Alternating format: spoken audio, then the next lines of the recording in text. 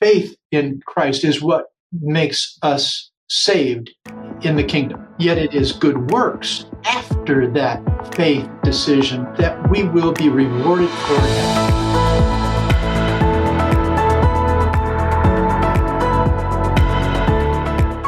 Welcome to the Leveraging Success podcast. I'm your host, Jeff Gerhardt. Every time that we're together, I want to help you work less, make more, and through the freedom that you gain and the margin that you store up, you're going to be able to use that to be an incredible husband, wife, parent, and most importantly, an incredible kingdom leader living the life mission God put you on.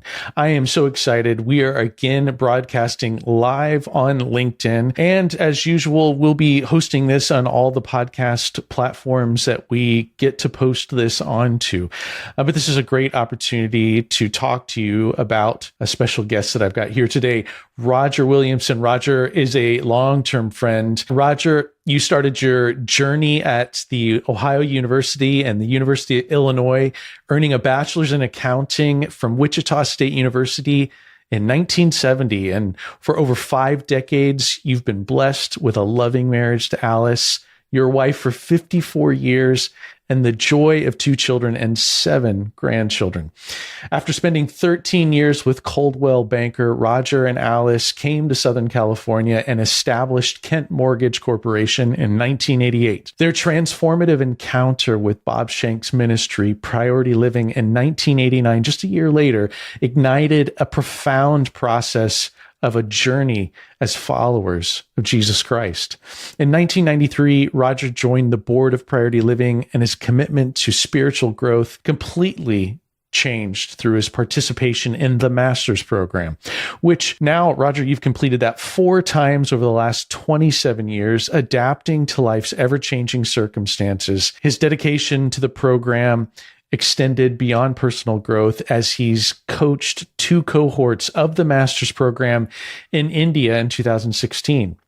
Alice, too, your wife, has been in the master's program multiple times, enabling you two to embark on incredible ministry, utilizing your God-given talents. Through the invaluable guidance of great mentors and the incredible relationships you've built with hundreds of master's program members, the 2 of you have embraced 100x life as followers of Christ with a profound sense of purpose and the promise of excitement around the corner. Roger, thank you for coming to be on here, Leveraging Success podcast. Welcome. It's great to be here, but I'm afraid that didn't sound like me. I don't look at me in those words, but thank you very much. It was very nice of you. Yeah, absolutely. You know, one of my favorite things about you, Roger, besides the fact that we always laugh when we're together, is that you have a great sense of adventure. You and Alice have sailed the ocean many times over. How many times have you sailed around? Can you describe some of your adventures there, the 2 of you in a boat? Yeah, well, it started back in 83 or 84. I came home from a business trip with Coldwell Banker, and I realized that we were spending too much time apart. We were spending all of our time when we were together with our kids, which is great for the marriage and for the kids. But life after kids hit me, and I made the decision on an airplane one day. I came home and told my wife, after our kids graduate from college, we're going to sell everything and go sailing for 2 years. And we'd never been sailing. So it was an interesting offer, and she signed on to it. When we got to California, we actually bought a boat and learned how to sail for the first time. And Alice and I both put in 20,000 miles offshore sailing before we left. We sailed on other people's boats, which is the way to do it economically.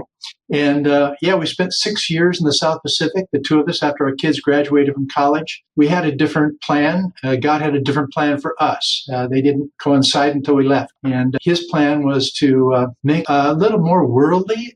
We did not have a worldview back in those days. We lived in Irvine, California, which is hard to have a worldview when you live in Southern California. We also learned how to establish relationships and friendships, both with other cruisers, but more importantly with locals. And we spent 2.5 years in Fiji and 5 years in the off-season, cyclone season in New Zealand. And those experiences put us together like you can't believe.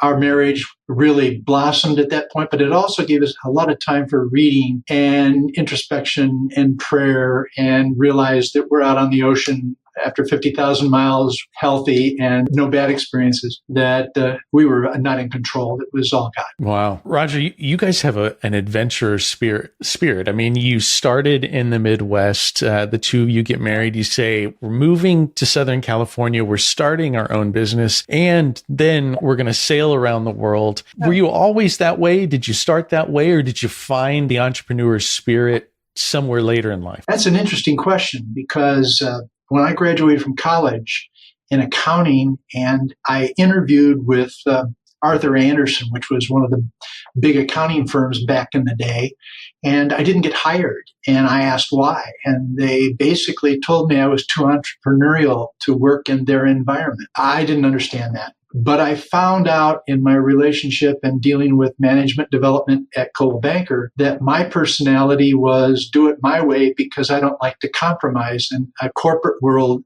didn't adjust well to me. I was adversarial. I didn't want to do it their way. I wanted to do it my way. Why water down a good idea when I had the good idea? And so, that's what aimed me at my own company. Give me my own freedom to make those decisions, whether they're right or wrong. And we had some good times and tough times. We've gone broke 3 times. I mean, really broke. And we've done really well multiple times. And so that's how it works. It is how it works.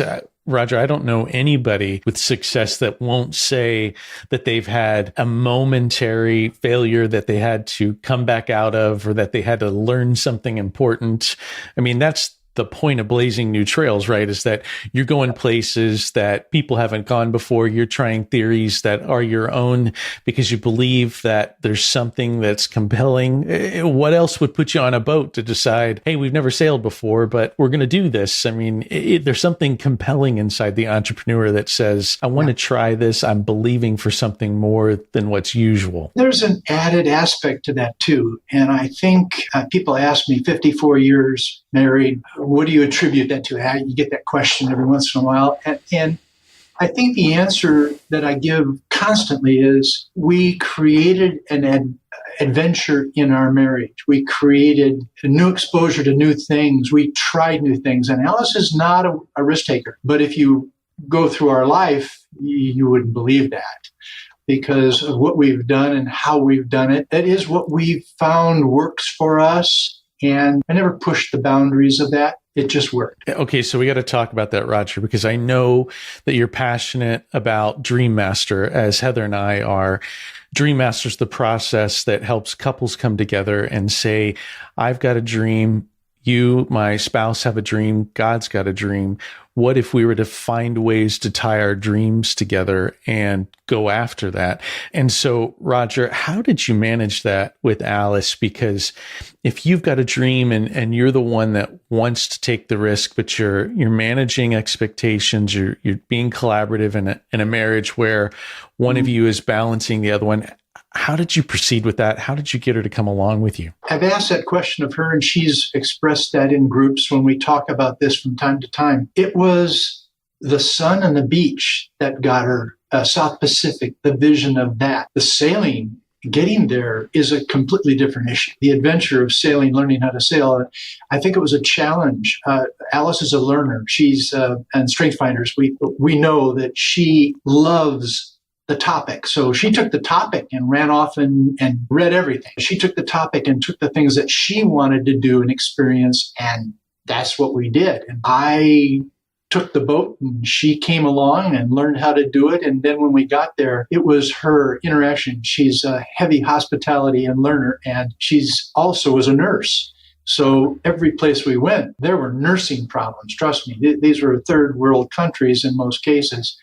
And it allowed her to bring to the table what she knew and loved, and spent a lot of time reading, which is something she learned she loved. So it wasn't tough. I'm not that much of a risk taker, but I'll give you an idea. When we came home from sailing, we sold our boat. We went back to work in the company. I turned it over to my daughter during that 6 years, and she did a great job. I came home and the company was better off than when I left. But one of the weekends we came home, we looked at each other and said, we have nothing to do. We sold our boat. We're working, but we have margin. Got involved in Masters again and Dream Master. Dream Master just opened up another level of vision for our marriage, for our passions. And it allowed us with Kurt and Rhonda Hamner, who we went through 4 Dream Masters over that next 10-year period or 12-year period. And every time we came up with one, it was dynamic, but it was joint. We came up with ideas of our own, and then we blended them together. And that was my objective. In the master's program, it was all about doing ministry together as a couple. I didn't want to go off and do something and leave her behind. That didn't make sense to me. That wasn't my idea of getting involved in a marriage relationship and a passion. We've been 6 years on a boat in 500 square feet. You don't come home and go different directions. It doesn't work that way. So yes, it was Dream Master that gave us focus. We tried to do Dream Master on our own. That didn't work so well. So we ended up doing it over and over again. Each time came up with a terrific new plan and at a new stage in life. And that was the other key thing. Every stage of our life has put us in a position to make different decisions on where we're going with this. And ministry, out of the Dream Master program, out of the Master's program, we're involved in 5 ministries: time, treasure, and talent. And so I bring something to the table that she does not. She's super hospitality and super personal and face-to-face. And I'm more the planner and the dictator of, it works. But in those ministries, we did what our passion was, and marriage, passion about marriage. We were passionate about relationships with pastors and their wives, the problems that pastors have. So we got involved with Standing Stone. Our ministry program, the master's program, I've been involved for 30 plus years on the board, but I'm on the board of another ministry also with Alice. We're both on that same board. It's about marriage. So that kind of makes it easy for us to do. That's what you're passionate about. If you're not going to be involved and just give money, I can write a check. It does nothing for me. The other ministry that we really enjoy, that Alice started without me, and that was a ministry to orphans in South Africa. She was there on the original trip some 17 years ago and got involved in buying a house in South Africa for orphans to be raised in a house with parents. Well, they hired the parents and they put these kids into a home, and they live there until they either adopted or grow up and go to college or whatever. Everything's paid for. That was exciting, but that was 34 houses ago. The ministry has blossomed. Acres of Love. Acres of Love. Okay, good. They're incredible. And you can look them up on the internet. They're an amazing, amazing Christian ministry. Involvement is the key. There's so much. I mean, Roger, you've been involved in so many ministries. You've used the freedom and the margin that God gave you to not just continue to do the leisurely things, although I know you're still actively diving, you're still captaining your ship, and you're still very active in your professional life. And so while all of those ministries, rich family events are going on, you found life balance. And I want to hear your TMP story. So let me set it up, because for many of our listeners, they know what the master's program is, or as we say, TMP. And the master's program is a quarterly meeting to help executives, entrepreneurs, business owners to take their leadership and success and make it into an eternal significance. And that's through the strategies that come through the master's program. In fact, one of the things that we invite our members and alumni to do is to go on a Dream Master weekend and have that facilitated, like you talked about, with incredible people like Kurt and Rhonda Hamner. And the events for those Dream Masters, those quarterly meetings, create a community of people that are moving forward with expectation, that they're arranging their life uniquely. So let's go back. You bumped into Bob in 1989. It was Priority Living. You get involved, and then the master's program shows up. Can you walk me through the transformative journey and what happened over the 30 years you've been involved with the board and the ministry, and what the impact's been on you? Originally, I got involved with Bob Shank, and he was the founder of Priority Living, and then developed the program called the Master's Program. And when he first presented the idea to us and the board back then, we went, yeah, Bob, it sounds great. But we had no idea what he was talking about.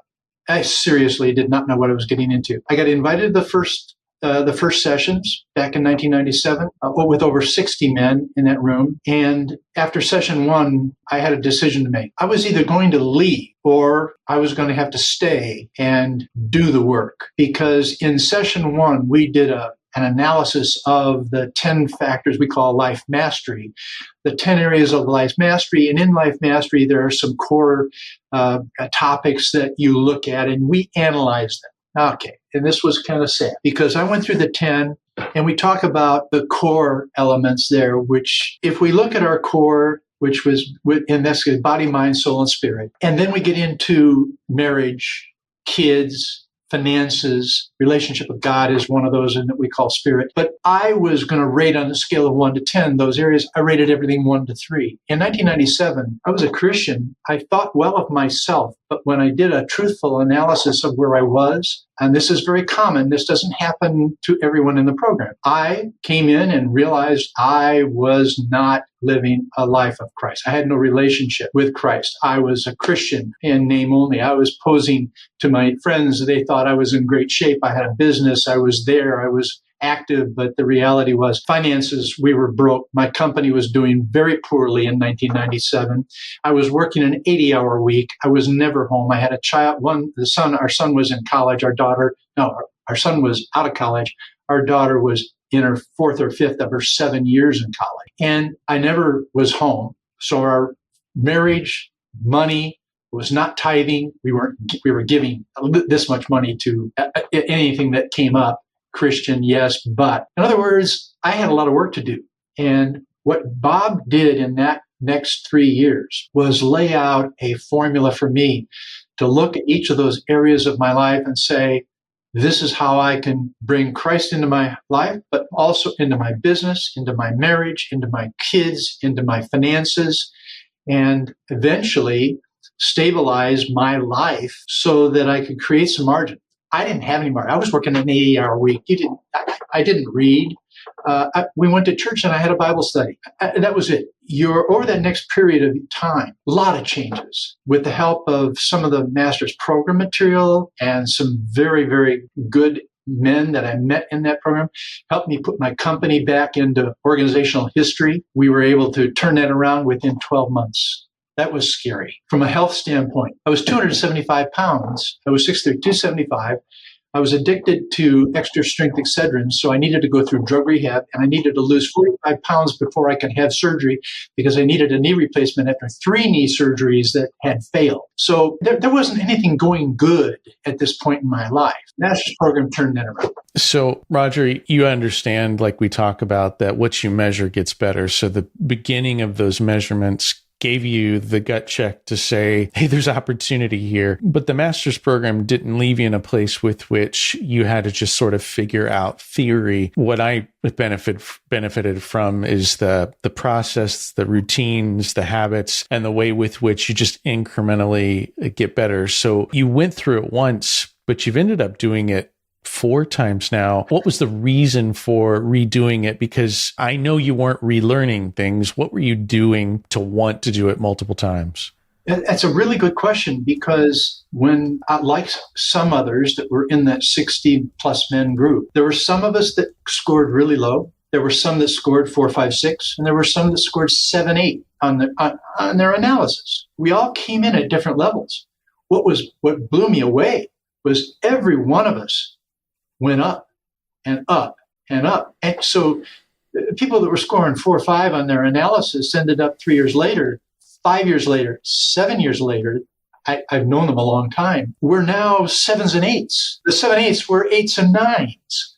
And for me and others in our organization, we realized that, hey, we weren't doing it right. We hadn't figured it out. And we didn't have a plan. We didn't have a method. We didn't have the tools. And the master's gave that. But here's what happened. After 6 years of working on that life mastery, when I got to the last half of the course, I shouldn't have been there. We were talking calling. We were talking getting involved in ministry. I didn't have my core in a position where I could honestly tell you, I have the right, I have the wisdom to give advice and to work in a ministry and provide. I had no margin. How could I spend time serving God in the kingdom. So when we came back from our trip, we would go through Dream Master right away, go through Master's program again. I was at a different place in life. Now, life mastery, man, we were going through passion. We were going through things that we wanted to do. And I'd say, yes, this is now a 5 and a 6. And now I want to build on this. And that's what Masters took me to the next level again. 4 or 5 years later, now all of a sudden, I got 7 grandkids. Different position in life, financially different position. I had delegated. My daughter is now running the company. I can spend more time away from the operation. And so we got involved in more things. That opportunity opened the door. Why? Because we had fixed that core, that core of the life mastery was getting better and better and better. Well, the 4th time I went through is because Bob called and said, Ray Kuntz, one of our graduates in Minnesota, is doing church planting in India, and he wants to do master's program with India Christians in India. And I said, that's really nice, Bob. I'll be glad to make a phone call because India's on my no-fly list. I'm not going. My wife wants to go there. She would love to visit India. I'm not going. It's not going to happen. And then 3 months later, we spent the next 2 years commuting to India and graduated 60 men and women through the master's program in India. That's the master's program. It opened the door. And God had a different plan for me when we went sailing. God had a different plan with me when it dealt with India. These ministries, there's no way I would have done those ministries in 1997, 98, and 99. I had no interest in those ministries, but being away for 6 years, it changed all that. Oh, Roger, you have an amazing life story where unexpected adventures just show up at your doorstep. But I think you'd say, and I would say about my story similar, is that the master's program worked to arrange my life so that I could see where God's at work. And then when he puts his hand out and says, Jeff, you want to come along, it's an opportunity that I don't want to miss. And sometimes you look at the opportunity and you think to yourself, really? I'm going to do that? But then you say yes, and you see God show up in amazing ways. I bet you saw God show up in amazing ways because, I mean, you're going to India. First time there, were you learning the culture? I mean, how did you translate what you'd learned in the master's program to these great people? I asked Bob. Bob has been a great coach, a mentor, a good friend for, my goodness, a long time now, 34 years, 35 years. So I called Bob up and I said, this is outside my pay grade. I do that a lot with Bob. I've done that at least 7 or 8 times. I've called him up and said, we got to meet. I need to talk. I got a problem. This is over my pay grade. And he goes, no, not anymore. I think we underestimate ourselves as we grow in a relationship with Christ. And he sees, hey, you've been faithful over here. You will be faithful to this. And he turns the key and opens the door. And then we walk in and go, we're not qualified for this. And it happens over and over again. And Bob keeps telling me, no, yeah, you're ready for this one. And it's painful. And I know that Rob Deaton talks about this too, that the step out. I get to a situation and I go, I don't want to do this. I don't want to do this. This is going to be painful. And you say yes. And then you go through another growth and you go, wow, I knew how to do that. How did that happen? I wasn't that way in 97. I wasn't that way. You would never, in the last 27 years of growth between 97 and today, and I said this to you in one of our meetings one time, add 27 years to your age, Jeff, or anyone who's listening, add 27 years to your age. I'll be 103. Yeah, 103. How much more am I going to change in the next 27 years if I've gone from where I was to where I am? And I didn't do this. This was just sitting down. Prayer didn't exist in 97. Tithing, giving didn't exist in 97. Relationships. Let me tell you something about. Recently, I was in a ministry meeting, and the speaker triggered. You know how that happens. A song comes on, and you go, I'm back in high school, or I'm at a beach in Hawaii, and there it is, cheeseburgers in paradise. All right, so the end result is that I sat down and I looked around the room and I went, this is 27 years after Masters, and there are 20 men in the room in this meeting of 250 that went through Masters with me in 1997. 27 years later, I'm still associated. The next day, I wrote their names down. Unbelievable. I have 36 men in my life today that I know personally, that I can call up, that are on my prayer list, that are going to pray for me if I have a problem, and they have. You know, when Bob asked us, I think it was in session 2, write down the men in your life that have been mentors and important to you. I wrote down 6 names. 4 of them were not Christians. That was my influence in 1997. How scary is that? I got 39 names I wrote out in less than 5 minutes. And these men know me, and I know them personally and intimately. That's crazy. But when we talk about the influence of these are Christian men.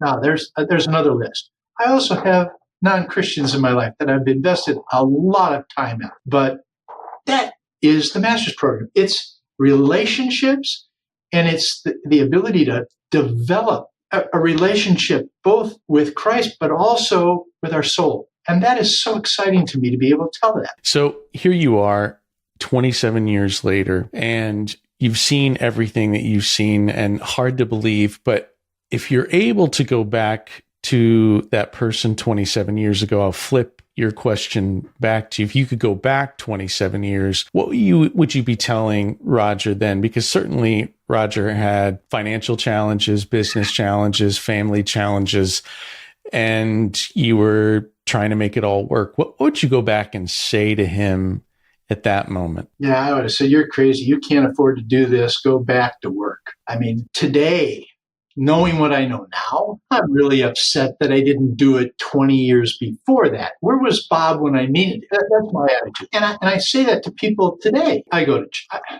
We belong to a large church. I look around. I don't see those people doing anything after Sunday. I don't see anybody getting involved financially. I don't see them getting involved personally with their time and their talent in ministry. It's just crime. Well, we can do something about that, but we need to personally step up and make it happen and put the time and effort into it and look at the results. God will do amazing things. I go back to the Ephesians 2:8 and 10. It talks about, faith is in Christ is what makes us saved in the kingdom. Yet it is good works after that faith decision that we will be rewarded for in heaven. And those are plans that God made for us in advance. So we go back to, the biblical background of this is, are you doing that? And is there fruit in your life? I didn't know anything about fruit in 1997. I didn't know anything about rewards in heaven in 1997. I had never read Andy Alcorn's book. I'd never been tutored in how that would relate to my life. Big change. Hey, 2 books that we'll put into the notes that Roger's referring to with Randy Alcorn, his book, Heaven. You can't not have read that book. It's an incredible book, as well as the book, The Law of Rewards, 2 great books that will impact your life and give you reason to step up. Okay, Roger, I'm gonna be perhaps a little controversial, but I'm gonna tease it out to see what you think about this, because you talked about stepping up. And as you and I know, as everyone that's listening knows, as we watch the news and read online, what we're seeing is a world coming unraveled. It could lead us to a place where we're losing hope. And perhaps what we're hoping for is that there's some political answer or politician that's going to change things. We know that that's not true. But if we're going to step up, here's what I think is controversial, and here's what I'm starting to believe, and why it's so important to imagine marketplace leaders stepping up is this. I don't believe we'll see another movement for Christ that's going to be led by seminarians, pastors, or vocational missionaries. I think that if we really want to see another movement, a revival for Jesus, that it's going to come through business leaders, marketplace leaders who will step up as you have, and start to believe that I was made for more, that I was made for kingdom leadership. React to that, and you're here where you're at in this wisdom seat looking at the world. How do you keep hope? And do you agree with me that the next movement, it's going to happen only if business leaders step up? We talk about influence, and we talk about who has the influence and the ability to touch the most people. And it really boils down to the marketplace. Mm-hmm. The church has a function. There's no doubt about it. There's a faith, conversion to faith. You want that in your marriage. You want that in your work. And you see that work in the church. But when it comes to really reaching out, you and I, as businessmen, in our businesses that we run, we have an incredible base of names, influence. And in this culture, there are people looking for that answer. They really do want the answer. It's there. And so the revival, I think, we're both talking about is who's going to lead that?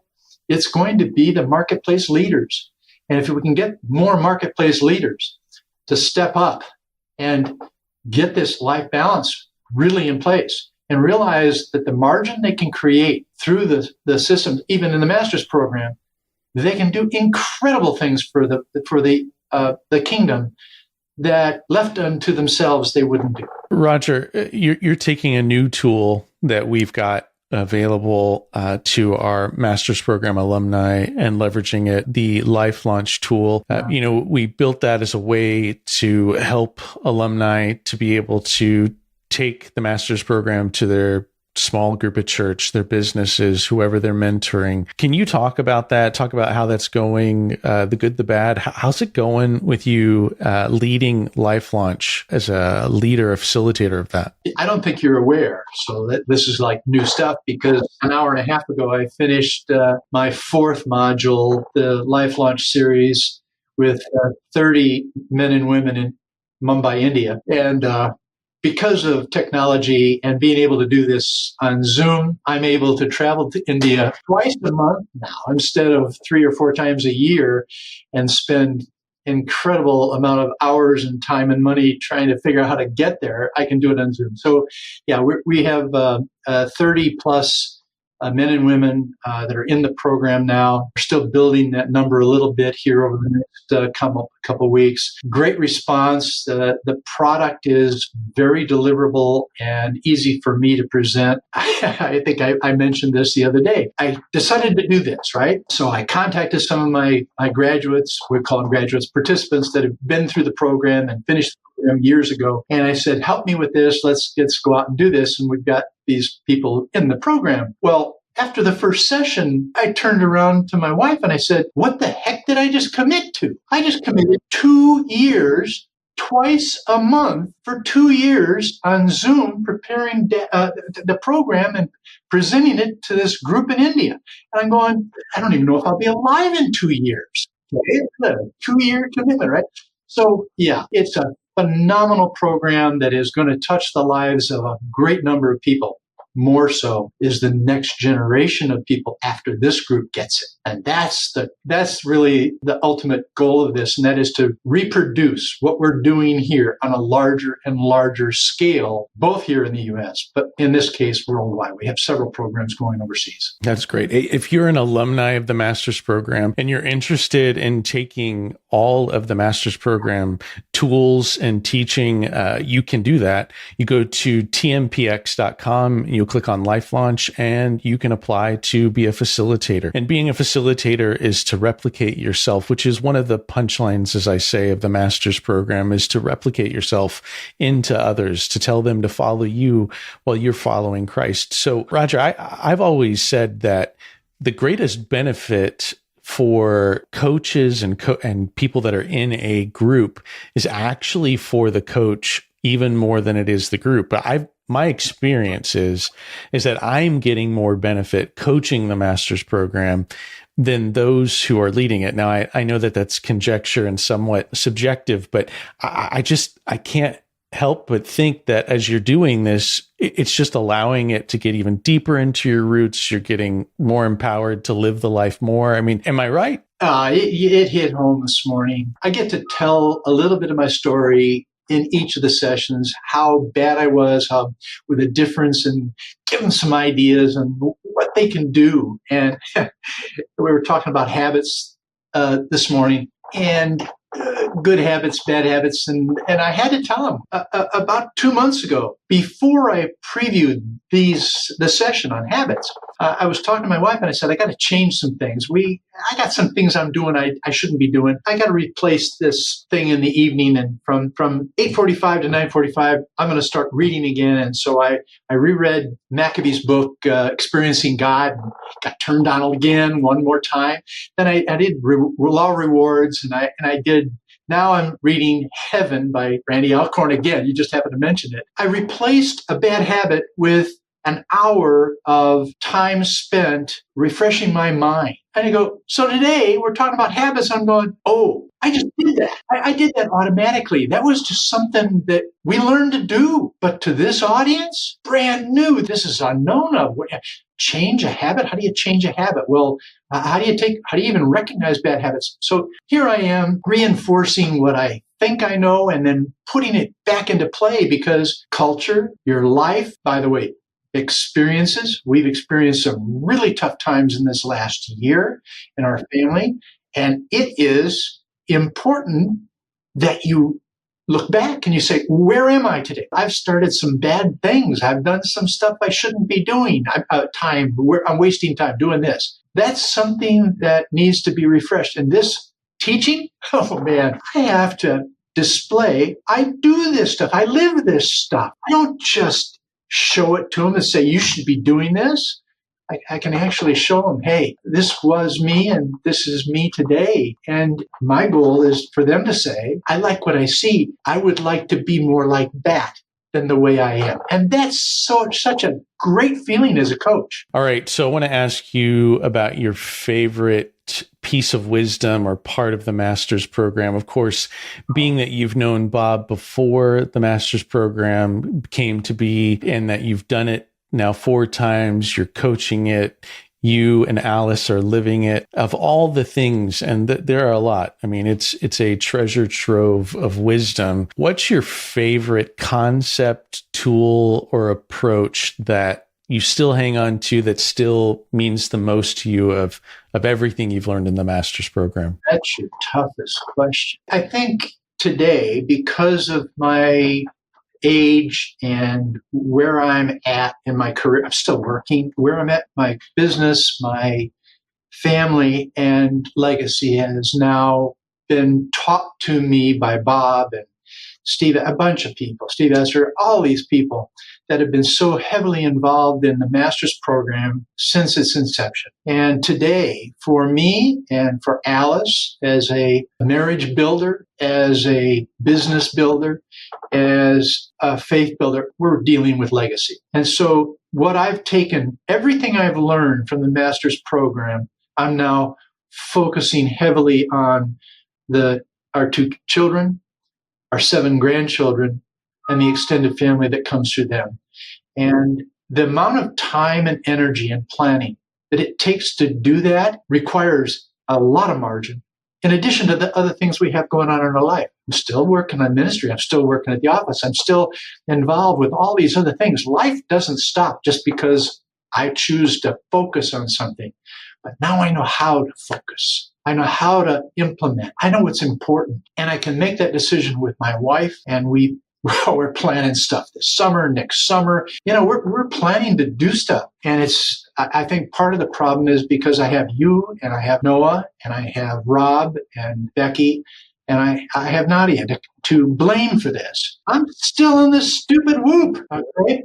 And I'm telling you, if it wasn't for the workout routine that you guys put me into 2 years ago, I wouldn't be doing all this stuff. And you have all this, everything ties together. So your question is there's not one answer. It's taking everything we've learned and now just magnifying the benefit and the results through legacy and what we leave behind. So I got to tell you, Sunday afternoon, get a call from my 18-year-old grandson in Winnipeg, Canada. He goes to a Christian high school. He's graduating in 2 weeks. We're going to go up for his graduation. We do that. And he calls up and says, I need to interview and tape the interview, kind of like Jeff. There's only one problem. He says, my teacher says that I have to ask my grandparents about how they grew up in faith. Talk about opening the door to an hour taped conversation with your grandson, Legacy, to tell them, answer his questions about our faith, how we grew up, our faith today. Where have we seen God in our life in the last 10 years or recently? Come on. You don't have those kind of conversations with an 18-year-old ever. That's the kind of door the master's program opened. We have provided that communication link with our grandkids. Now, here's the cool thing. He is now of the age. He understands the answers. Come on. I don't deal with this 11-year-old stuff. We expose them to Christian life and we expose them to what we believe. But it isn't until they're 18, 19, 20, 23, they really start to challenge it and understand, oh, wow, that's what they modeled. To me, that conversation says it all. It's like the penny dropped, right? And all of a sudden, they've been watching you live on purpose all these years. They've admired, but perhaps not completely understood. And then when they start to open up and ask questions and they start to realize their adult life complexities, then it gets special because they can connect the dots to see how they could live a life on purpose. And so you're replicating legacy through your family, multi-generational faith legacy through your family.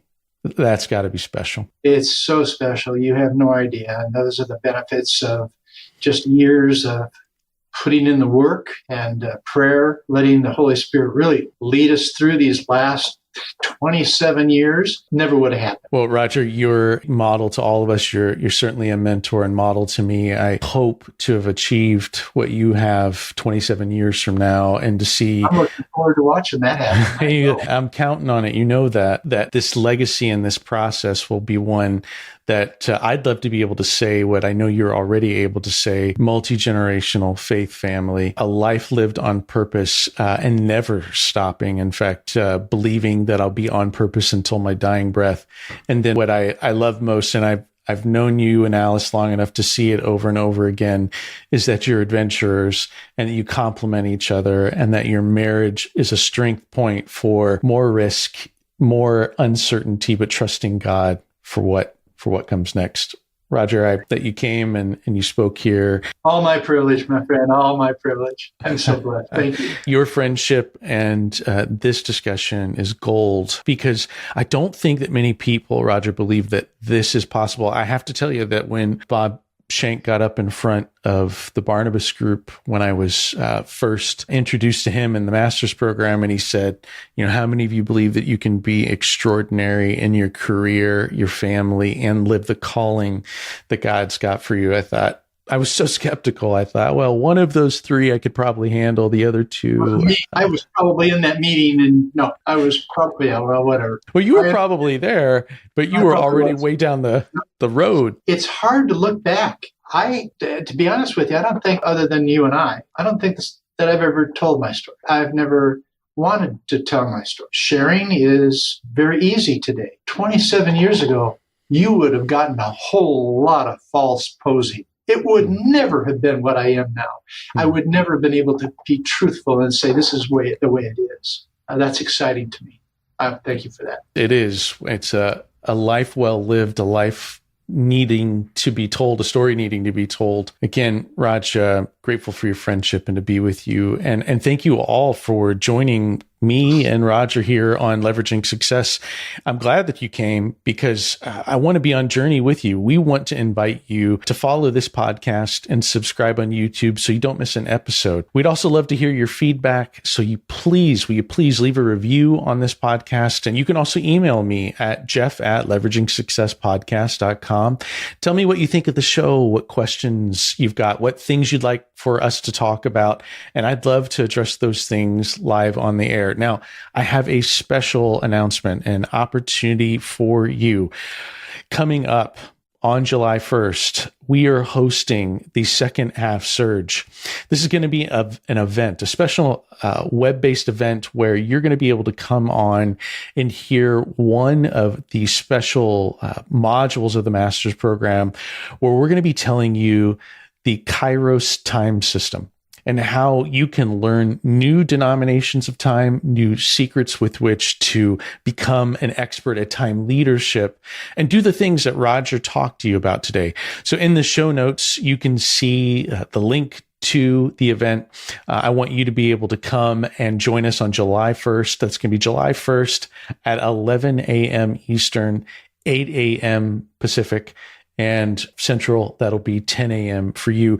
Join us, see the show notes, click the link, sign up. We'll be announcing much more information. This is a new announcement, but we're so excited because many people are looking at the second half of the year thinking, what do I need to do to make 2024 a special year?